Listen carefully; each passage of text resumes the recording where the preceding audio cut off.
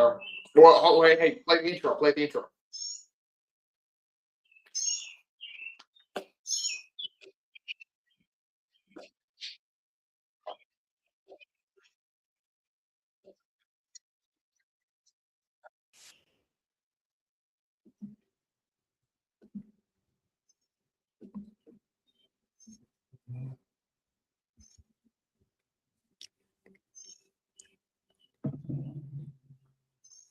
.30 a.m. 103.9 FM, Jocks, Huntsville. This is the Off the Bench College Football Show. I'm your host, Kelsey Huffine. Co-host Richie sitting over here to my left. Good morning. And, of course, Pops on the opposite side of the camera.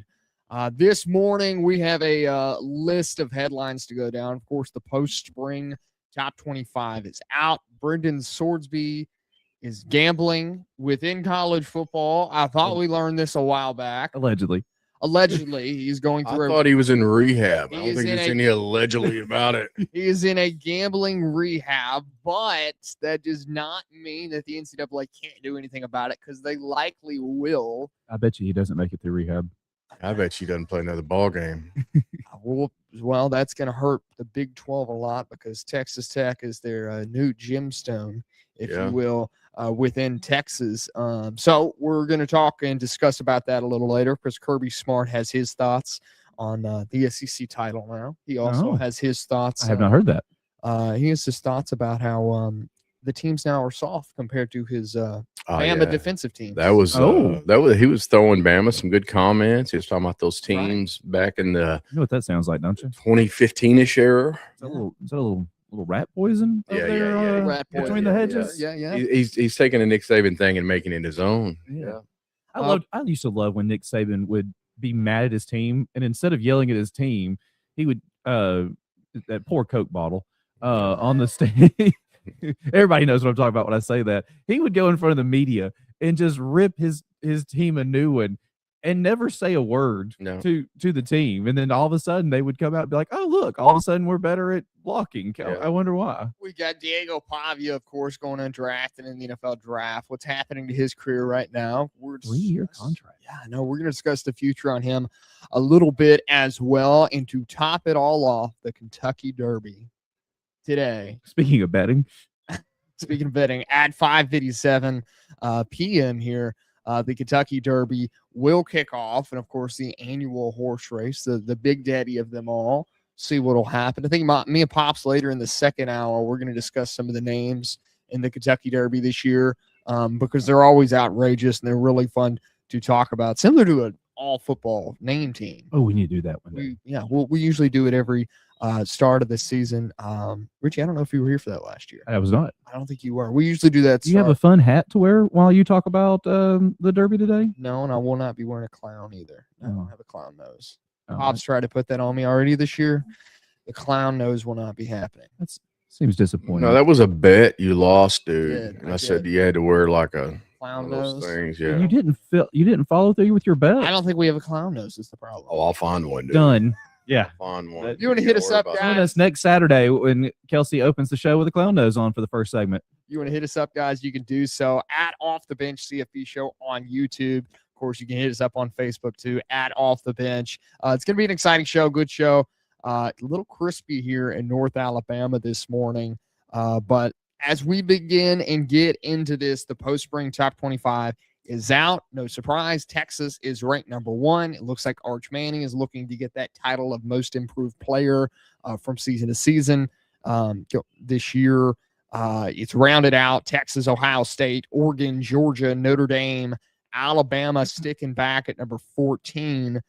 Texas A&M, LSU, Oklahoma, Ole Miss, Alabama, Tennessee, Missouri, Florida, all appear in the top 25. It is a deep top 25 for SEC teams, but there's not a lot ranked at the top.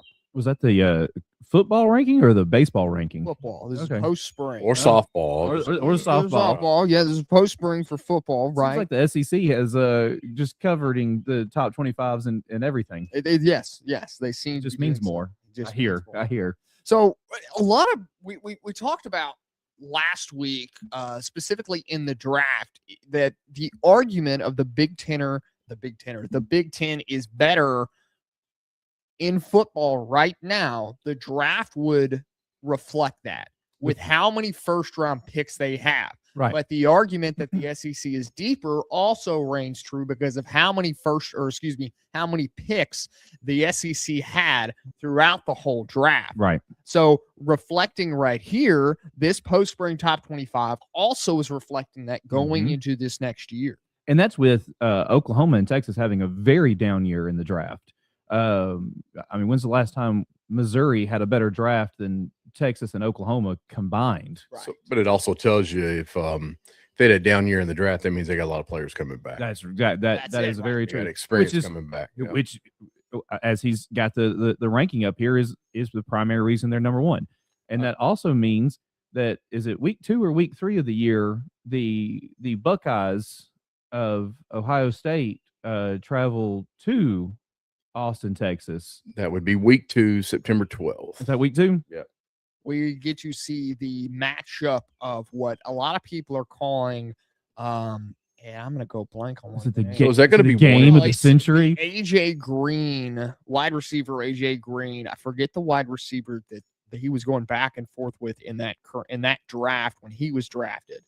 You're also going to see Cam Coleman. Right, that's what I'm saying. You have the Jeremiah Smith versus Cam Coleman in that game, which a lot of people are saying will be a version of that draft with AJ Green, and I forget his counterpart in that draft that he was going up against, trying to be picked higher. But that game's going to be interesting because the talent spread across the board in that game that could be your 1 and 2 talent wise. Oh, yeah, absolutely. Julian Sane versus Arch Manning, part 2. I mean, we're 19 weeks away from that game. What's your over? Since we're, I'm on a roll now with him. What's your over under of number of first round draft picks that will Between be in those that games? game? Yeah, just in that one game. I would say 6 or 7. That's bad. I would set the over under at 6. So Manning Manning comes out number Saying, 1. Saying Smith. Smith, that's 3. Not to Coleman. mention the defensive factors on both teams. The offensive and Coleman. defensive line, Coleman. I mean, that's Dude, 4. it could be 7 or 8. Right. You just named 4 just in that game. just at the skill at the skill position. Right. Yeah. I mean, that game may be, unless it was like because last year we had the issue of it was way too early in the season. Yeah, it felt like a poor, mismanaged game on both parts. It was sloppy in some areas, right? This year 14-7, something like that was the score. This year we have the advantage of they are very improved through spring. Sayin has another year under his belt. Arch Manning, if he is the Superman that we all think he is, will have another year under his belt. Okay. The offseason coming true. Cam Coleman is now Arch Manning's best friend over there. See if that connection works out.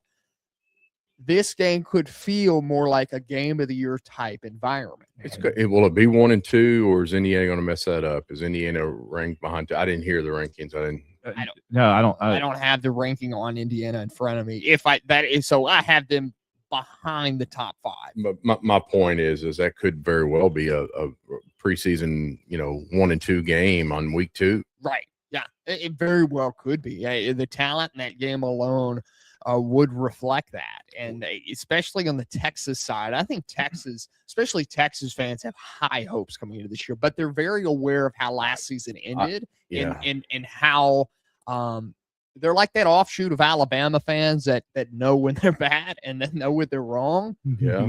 But, I think Texas actually has the right, kind of understanding of where they were at last year and where they are going into this year, talent-wise, coaching-wise, what's going on over there in Austin. I think that, Texas fans have a great understanding of that going into that game. So I think we should take a whole segment and talk about when the number 1 team gets its first loss, because if you look at Texas' schedule, I think the fans might get a wake-up call. They will. Their schedule is a beast. Yeah. Compared to Notre Dame, who's just going to saunter their way into first of all, correct me if I'm wrong, didn't they sign that little handshake agreement where MOU? Yeah, they did. As long as they're in the top 300 at the end of the season, they're automatically in? The news coming out about Notre Dame this week, and really this is kind of keeping them in check. It was one of their coordinators, if I remember right, tweeting about CJ Carr, their starting quarterback going in the year. And he's a preseason Heisman favorite. The problem is what the tweet read, and I'm paraphrasing here, was, yes, CJ Carr is the driver, but he could drive into a ditch or he could drive along the highway. We don't know yet. So it's kind of keeping them in check, trying to keep that overhyped mentality down and kind of keep it down. But if that is true about CJ Carr and he's a preseason Heisman, I would actually kind of be scared to see, if I was a Notre Dame fan, to see what the rest of the team looks like.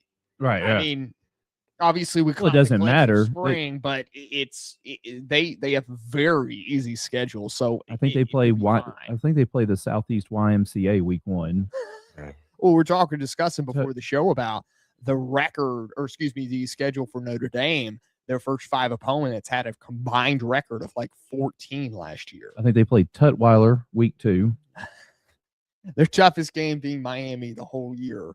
Miami, Ohio? No, the university, the U. Miami, okay. Yeah, okay. Right? Okay. With Dorian Mensah starting at quarterback down there. And they probably get a bye before that. No, probably so, how they set up their schedule. Guys, 7:30 a.m., 103.9 FM. Jocks, Huntsville, we're going to be discussing more about the post-spring top 25. And we're going to, understand why Alabama is ranked down at number 14. Some questions to be had about the Tide down there in Tuscaloosa. We're going to take a quick break and we'll be right back.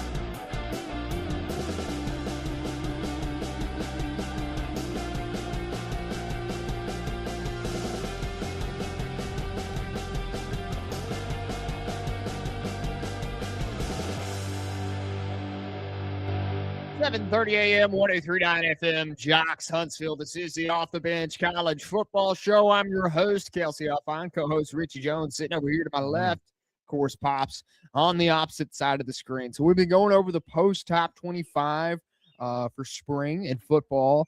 Of course, the Arch Manning storyline is riding along with the Texas Longhorns sitting over there at 2. We've been going over a little bit of Notre Dame's schedule, now how weak it is.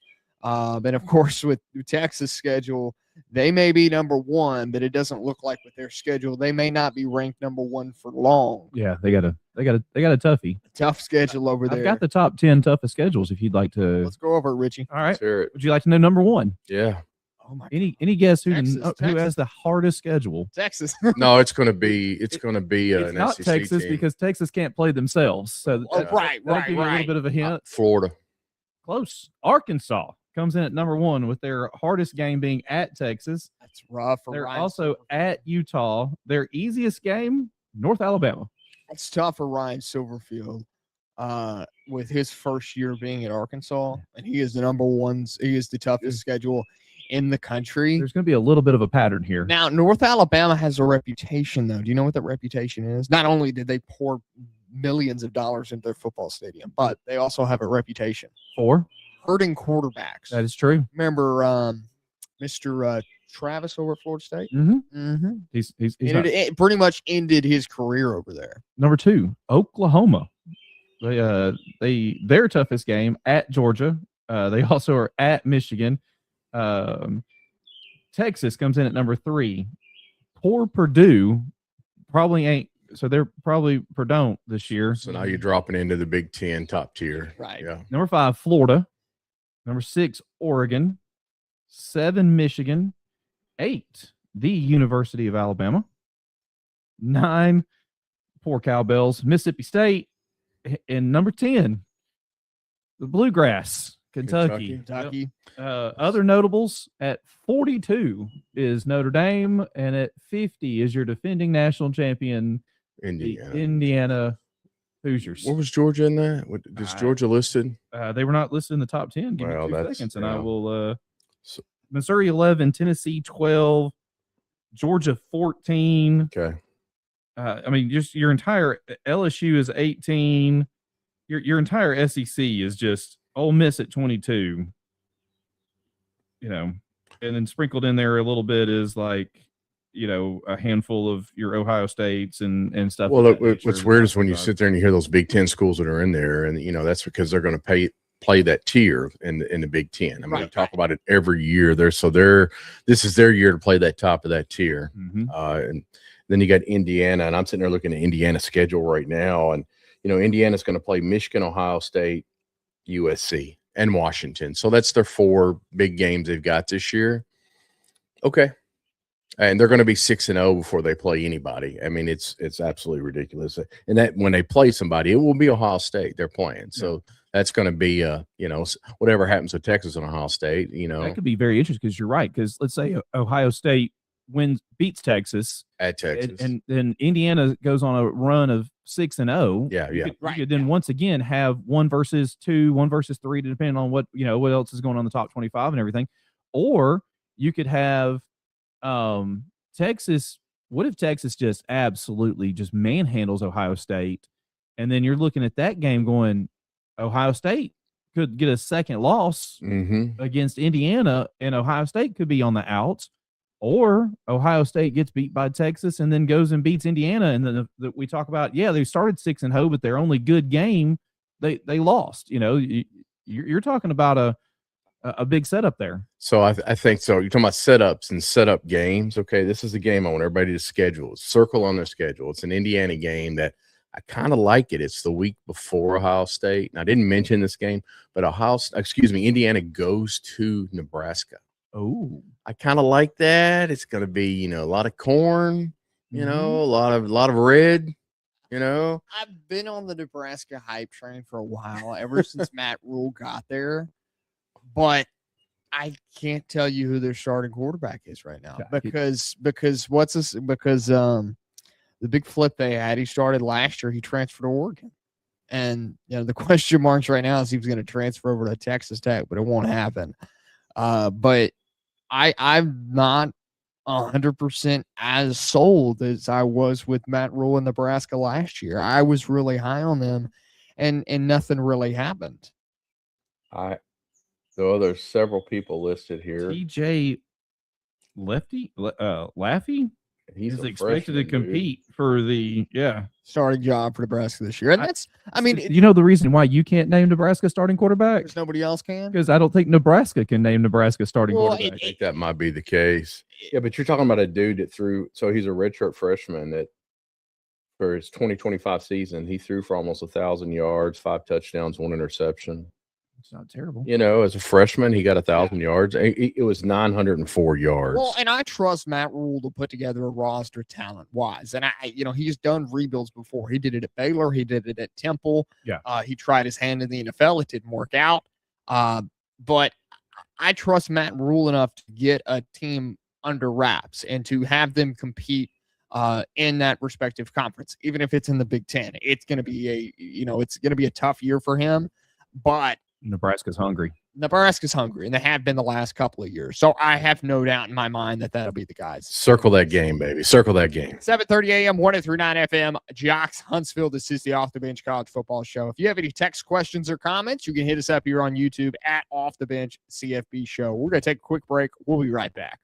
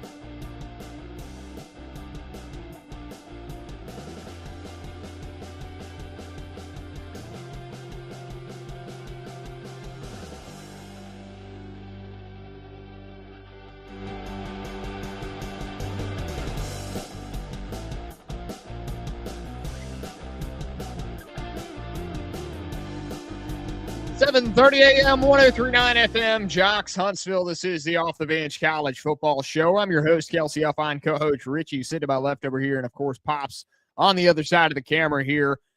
We've been discussing the post-top 25 spring rankings for college football as we are 17 odd weeks away from the college football season in week 0. But we're moving toward Alabama and kind of what are the questions for Al? Why are they sitting back at 14 when their former predecessor of offensive coordinator, Coach Sarkisian in Texas, sitting over there at 1? There's a lot of questions about Alabama right now. There's questions about the quarterback situation. Who's going to start there? There's questions about who's going to step up and be that next running back for Alabama. There's questions about how that offensive line is going to gel. There's questions about how these transfers on the defensive side are going to gel in. Who are going to be the starters in the secondary? Where is everybody going? The questions for Alabama are just so continuously right now that a lot of people are scared off to see how actually good they are, because we don't know how good they are because the starters are not in any realm of it's kind of the question of what's happening in Tuscaloosa. We need the inside scoop, and nobody's giving them the inside scoop. I want to ask the question to the Alabama fans out there, the actual true Alabama fans, knowing and looking at this season at how good Texas is, as far how good they look and should be, right? Projecting forward, they've got what everybody is claiming to be the number 1 quarterback in the draft. They've probably got the number 1 or number 2 wide receiver in the draft. They've got defensive linemen that are just going to be just every other pick for the first 2 rounds is going to be, somebody from Texas. An established running back. Yes. All that. Ohio State and how good they appear to be looking going into this season and everything. What is the actual projection for this Alabama team? And I think putting them at preseason number 14 also goes into that as what is the actual realm of where Alabama could be. We were during the commercial break, we were talking about that Texas with their schedule could go anywhere from being one of the greatest college football teams, have this amazing season, win the tournament, and hoist the trophy at the end of the season, or might struggle to win a bowl game, because if they get hit into this schedule and take a few L's back to back, it could the wheels could fall off. So where is the ceiling for this Alabama team? Well, and that's where me and you have gone back and forth, because we have totally 2 different perceptions of what the ceiling could be on this, and the difference between Austin Mack and Keelon Russell starting at quarterback. I think there's a little more stability with Austin Mack, and you're sitting in a fixed zone of 1 to 2 games on separation. But at the same time, if you put Keelon in there, I think it stretches to 4. You could have some instability with Keelon starting out, but you could also have some hot shot firepower with some momentum riding a young starter with the upside that Keelon has. And I think there could be a stretch where you could go and lose 4 games, but you could also have a stretch where you only lose 1 game, right? I think there's a bigger stretch with Keelon in terms of betting odds and the over and unders. And I see where you're coming with that. And I think one thing that with the way our schedule is set up, there is a little bit of runway here. East Carolina at home week 1, and then we do go to Kentucky. No offense to our 17 Kentucky fans out there, which Kentucky's not been great at football for the last couple of years. I have the disagreements of saying that Will Stein over there is going to change some things over there for the Wildcats. I agree. I just don't think this year is it. Yeah, I don't think year 1 is it. Well, I don't think they're going to go on to the SEC championship. Could they flirt with a very good bowl game? Yes. Okay. I didn't say the playoff. I said very good bowl game. That's a fun thing for them to aim for. They'll put a banner up for we made fun bowl game. I can remember a couple of years ago when Kentucky was 1 game away from playing in the SEC championship, and Georgia was at home. We had gone up to Kentucky, gone up to Lexington to watch a basketball game, and Georgia was at home like the next day or something. and we had all these fans in the hotel. I'm like, why is these Georgia fans? I'm like, oh yeah, Georgia's coming up, playing at Kroger tomorrow, man. And there's a football game going on too. But Georgia went into Kroger Field and absolutely destroyed Kentucky that day. And that was like the downfall of Mark Stoops. Week 3, Florida State comes in town, comes to Tuscaloosa, comes to Morgan Wallen Stadium. They just announced Ashton Daniels as their starting quarterback, former Auburn quarterback. That'll go well for him. Who is Ashton Daniels for who? Florida State. Yeah. Wasn't he the one that they were protecting? No, they weren't protecting his eligibility last year. He was the starter for Auburn last year. Yeah. Okay. Yeah. Awesome. Cool. South Carolina at home or in Tuscaloosa, and then Alabama goes on the road to Starkville. That's the first 5 games of the season. There is a great possibility that Alabama could be 5-0 after those 5 games. You're going to know who your starting quarterback is. Yeah, by that time you are. By that time, it's a done deal. Week 6 starts a pretty cute little stretch of football games. October 10th. Good news, Georgia gets to come to town. No big deal, right? Yay. The following week, third Saturday in October, Knoxville. It's fine. Nothing to worry about there. The following week, Texas A&M comes to Tuscaloosa. Then we get a bye, thank goodness, because then we go to Baton Rouge.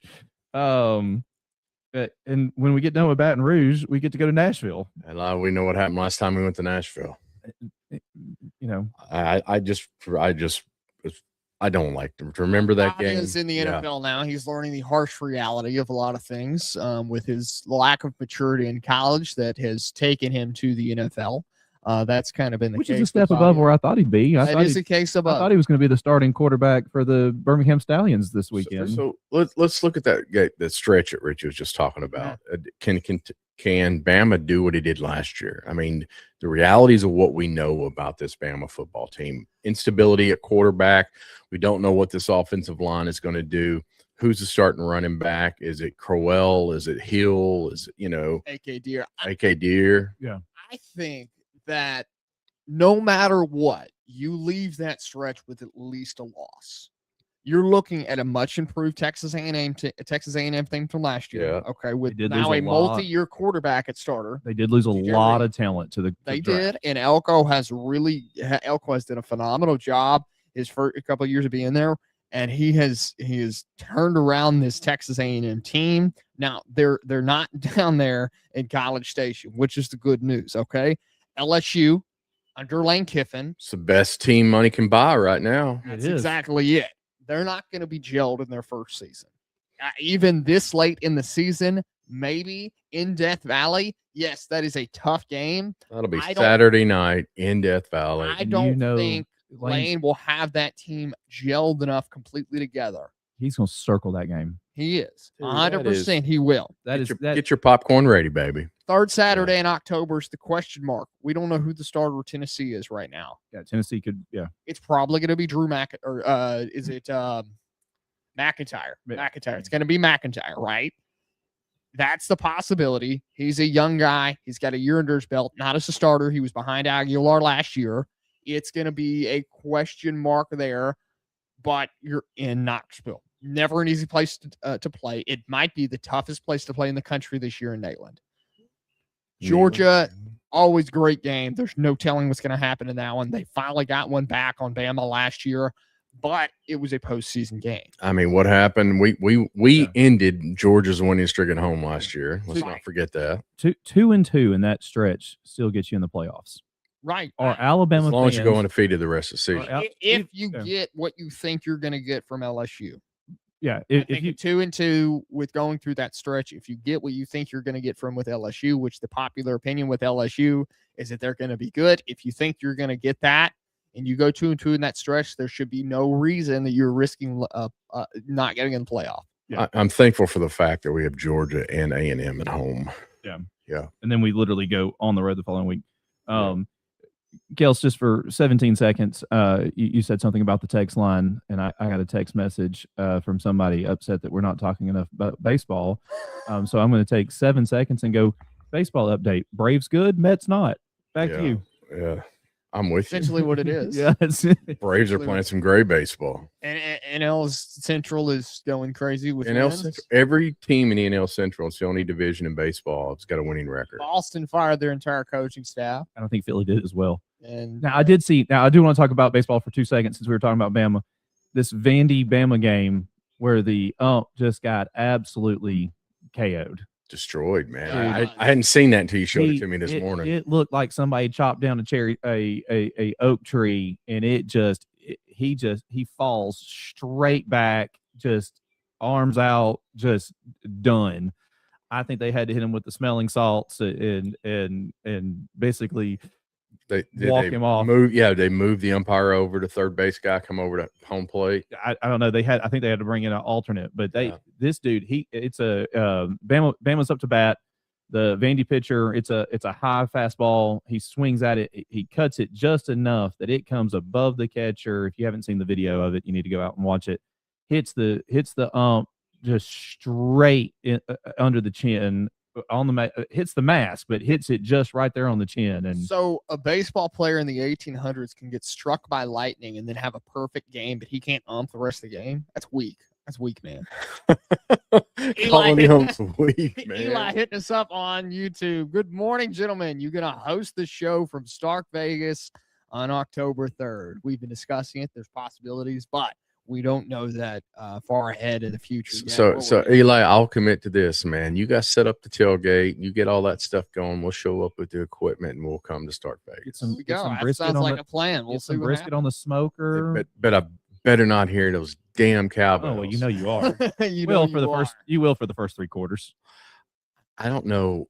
My brain would Still explode. have. Oh, I know what he's going. He's saying first 3 quarters because the game's going to be over after the third quarter, and all the fans are going to walk out of the stadium.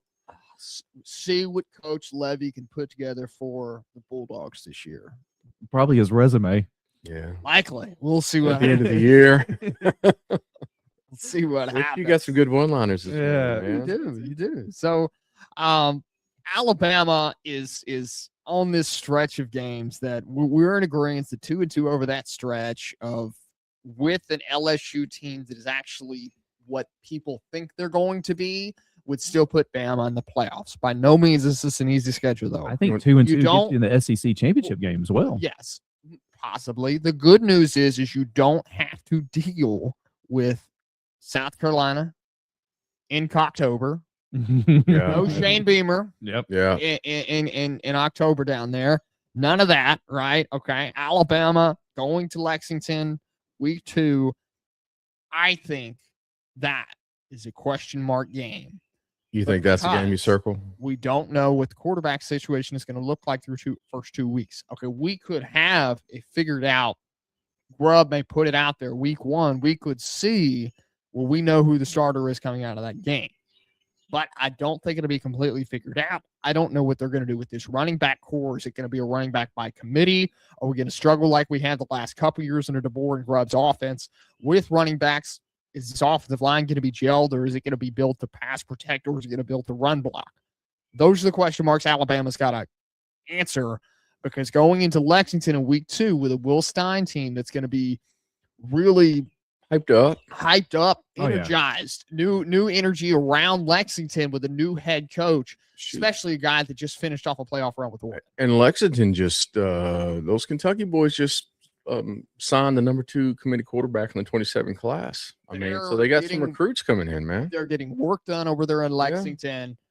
I'm a big fan of the hire for Kentucky, hiring Will Stein. I think it's a big jump in their program of what could be, but I think both teams, you're going to have a lot of question marks going into that game, and it doesn't help Alabama that you're in the opposite side of the territory you want to be in. You know, for Alabama football, you know, it's one of the most awesome things that I saw this week as I'm laying in bed and I'm flipping to YouTube, right?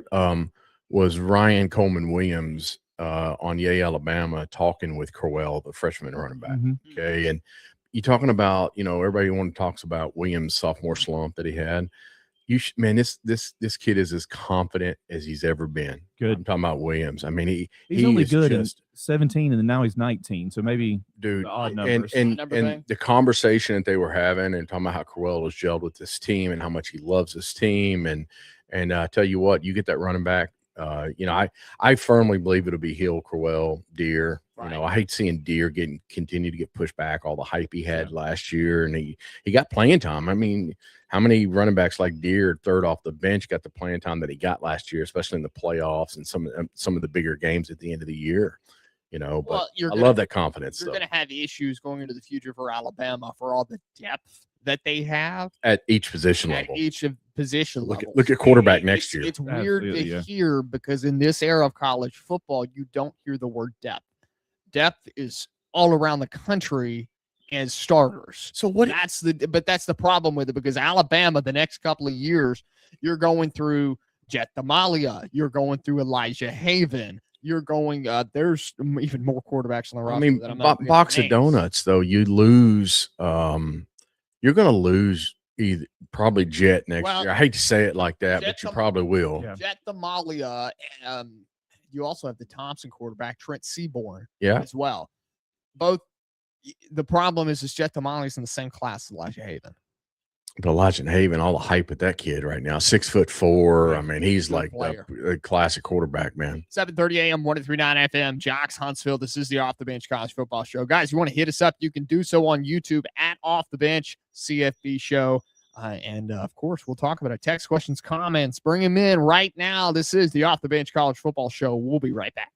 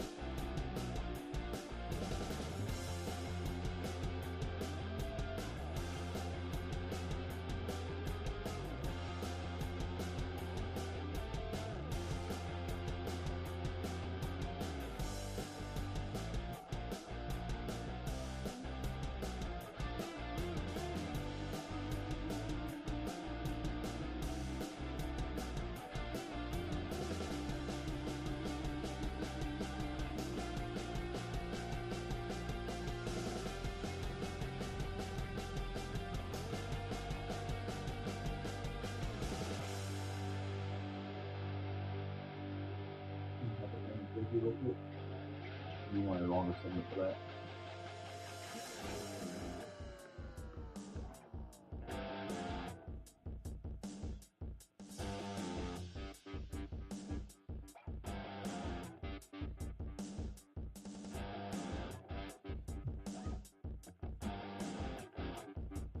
Seven 30 a.m. 103.9 FM, Jocks, Huntsville. This is the Off the Bench College Football Show. I'm your host, Kelsey Alfine, co-host Richie, sitting over here to my left, and of course, Pops on the opposite side of the camera. So we gambling back in college football this last week. I thought we learned our lesson the first couple times around, but apparently not. Brendan Sorsby going to rehab for gambling. And the NCAA has yet to crack down on it, specifically with Sorsby. We'll see what comes in the future with that. But as of right now, it leaves Texas Tech without a planned starting quarterback over there for the Red Raiders. Well, from my understanding from the ruling, if it is determined that he bet on football, it's 6 games. It's half the season suspension.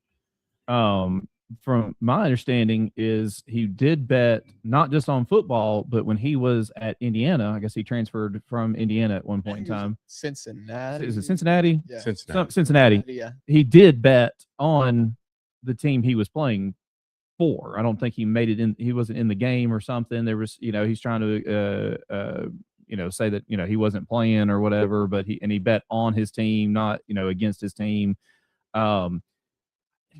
Unfortunately, this is what happens when you give 18, 19, 20-year-old kids $6 million. That's it, yeah. They're sitting around. They got nothing to do. Some of these states, Alabama not one of them, it is so easy to bet on anything and everything. I mean, with some of these sites, you can bet on, how much will Bitcoin change in the next 10 minutes? Like, it's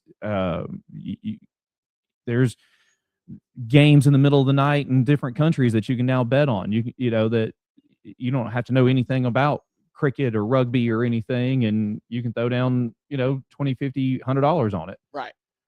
So it's sad. He has gone to rehab. I don't know what a betting rehab looks like. Do they just put you in a room with all the psychedelic stuff and they put it on the screen? You will not bet. You will not bet. Yeah. You will not. I don't know. Or you're stuck in a room that you just watch Hallmark movies and bet on whether or not the couple will stay together at the end of the movie. I mean, 7:30 a.m. 103.9 FM, Jocks, Huntsville. If you want to join us in the second hour, you could do so. You could join us locally here in North Alabama or on iHeart.